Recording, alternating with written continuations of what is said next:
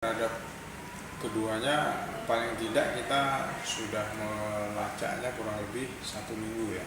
1 minggu terdeteksi berada di wilayah Ogan Ilir. Kemudian pada dini hari Sabtu tanggal 1 Juni jam 3 kedua tahanan kita ini kita bekuk di 2 tempat yang berbeda, satu di Indralaya dan satu di Pemulutan.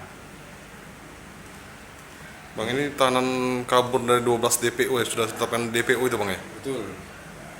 Memang pada tanggal 5 Mei yang lalu ada 30 yang kabur dari tahanan kita. Kemudian selama berproses sudah ada 18 dan yang kita tangkap, kemudian yang ini kita tangkap kembali 2 orang. Bang, jadi tinggal 10 Bang ya? Sampai saat ini masih ada 10 lagi yang masih dalam pengejaran anggota kita.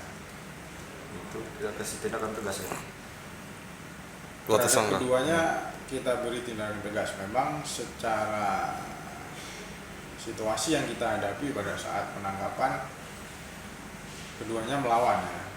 Bisa kita kategorikan dalam perbuatan yang melawan petugas, sehingga untuk menjaga keselamatan diri sekaligus untuk melumpuhkan para tersangka, keduanya kita berikan tindakan tegas terukur.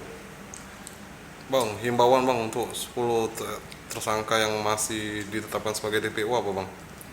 Kepada keluarganya lah Bang. Silakan dilihat tindakan kami terhadap kedua orang ini. Yang terakhir kita tangkap keduanya, saya pastikan akan ada tindakan tegas gitu.